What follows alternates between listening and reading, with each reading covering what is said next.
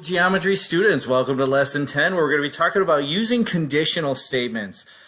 This is not going to seem like geometry. It's not going to feel like a math class. It's going to feel more like logic class as we talk about conditional statements today. But I'm going to tell you the reason why we're learning these conditional statements is because they're going to be very, very helpful in something that is a huge part of geometry. Because a big part of geometry from the time geometry was done even by Euclid himself is the geometric proof, where we have a logical and systematic flow of statements to prove a statement that we make is true. And a conditional statement is a huge part of that. So that's one of the things we're going to be doing in this lesson today. Let's get started by defining what a conditional statement is. Conditional statement is a statement in the form of if P, then Q. If something, then something else. P is a hypothesis, Q is a conclusion. The hypothesis is simply defined as the part of the statement between the words if and then. And the hypothesis is a statement that may or may not be true. Okay, we're going to talk about that in just a moment. And then there's a conclusion related to the hypothesis. We're relating these things together in our conditional statement. The conclusion is the statement after the word then. Hey, I'm going to be consistent here and make that lowercase. There we go. All right, so that's what a conditional statement consists of. We talk about the truth value of a conditional statement. The truth value is whether a conditional statement is true or false. And actually, both the hypothesis and the conclusion have a truth value.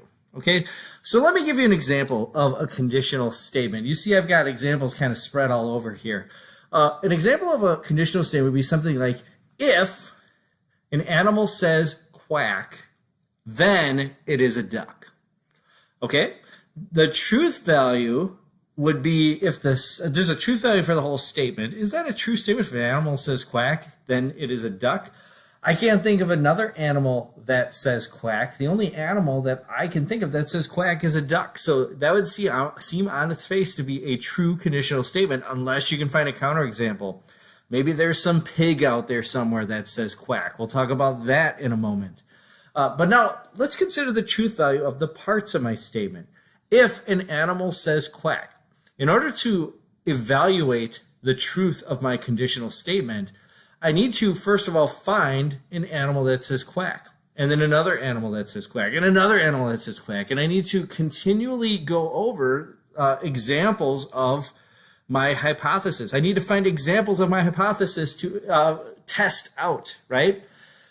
Then I'm going to check to see if the conclusion is true. Is that animal that says quack a duck? What about that other animal that says quack? And the other animal that says quack? And if I only ever find that animals that say quack are ducks, I can evaluate that my conditional statement is true. However, what about the pig that says quack?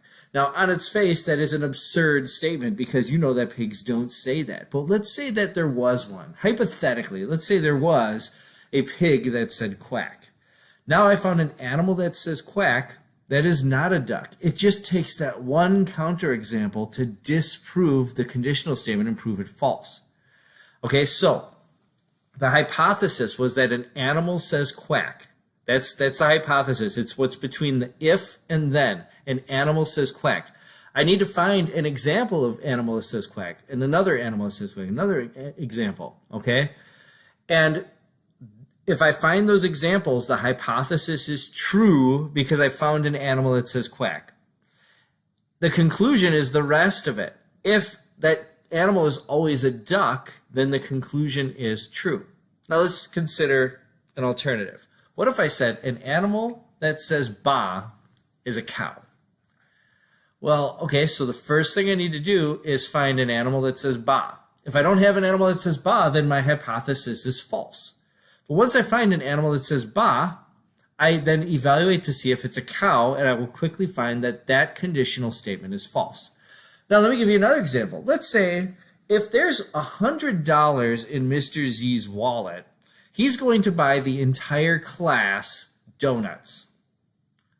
Well, I wonder if that's true, but the problem is you're very rarely going to find a Mr. Z with $100 in his wallet. Okay, so the hypothesis will never be true. And if the hypothesis isn't true, we don't know whether, you don't know if I'm going to buy donuts if I never have $100. So I can make this conditional statement, but as long as the hypothesis isn't true, you can't evaluate the truth of the statement.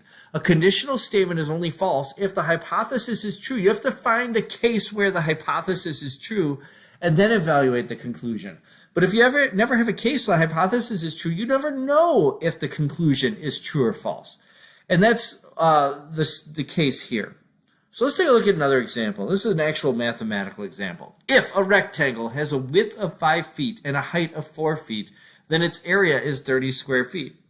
Well, okay, that's a nice thing to say, but I can't evaluate the truth of this statement until I have a rectangle with a width of 5 and a height of 4. Well, lo and behold, I have one of those rectangles right here.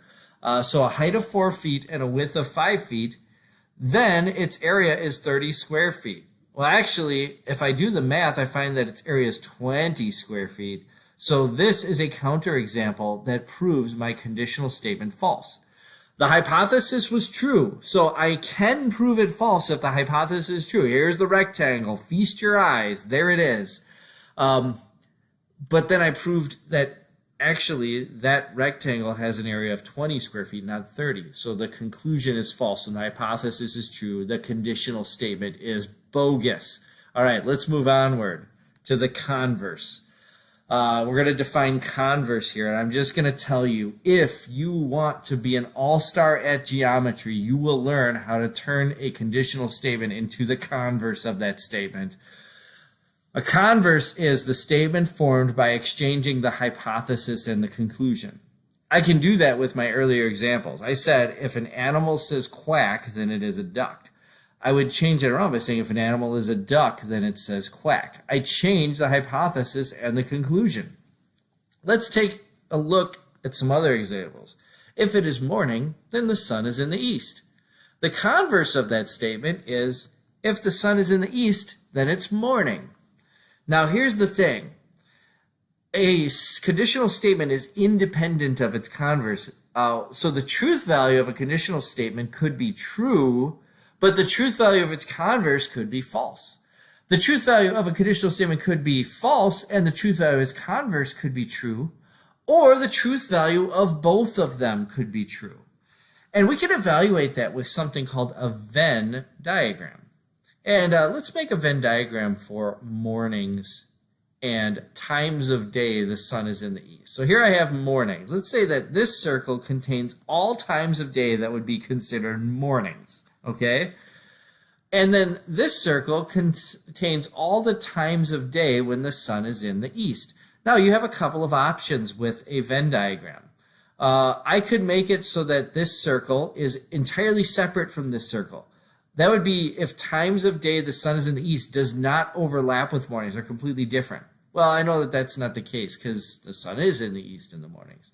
I could make it so that this circle is a subset of this circle. So it's a smaller circle inside. That would be, there's some mornings where the sun is not in the east, but there's some mornings where the sun is in the east, okay? There's never a time of day when the sun is not in the east that's not morning, but there are some mornings where the sun is not in the east. Now that sounds a little absurd because we know that that's not the case either. Actually, we know what the case is whenever the sun is in the east, it's morning.